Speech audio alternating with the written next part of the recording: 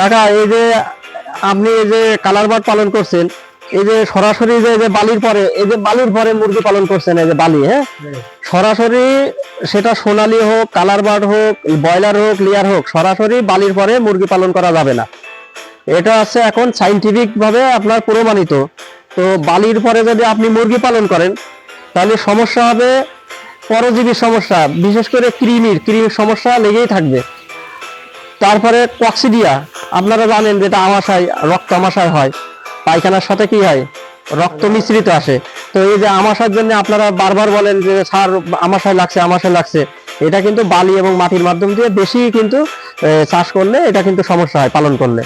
তারপরে আর একটা সমস্যা, দেখবেন মুরগি চুপ করে বসে থাকে, পায়খানাগুলো হয় মিঠা কালারের, একটু হালকা লালচে লালচে, কিন্তু মুরগি চুপ করে বসে থাকে, যেটা আছে একটা ব্যাকটেরিয়া। এই ব্যাকটেরিয়াগুলো কিন্তু মাটি এবং বালিতে থাকে, এর মাধ্যম দিয়ে যেটা আমরা বলি আছে ক্লোস্ট্রিডিয়াম ব্যাকটেরিয়া।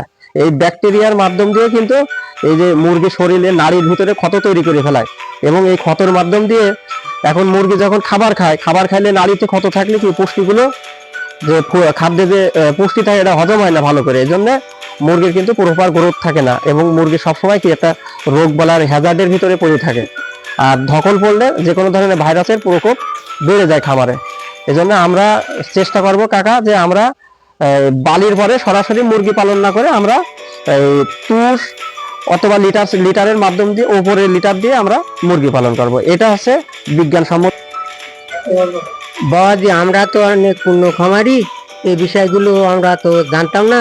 তা এখন আপনারা বলতেছেন, এখন আমরা অন্য খামারিকে বলবো, আমরা সেইভাবে পালন করবো, চলবে, খামারি ভাইরাও মেনে চলবে।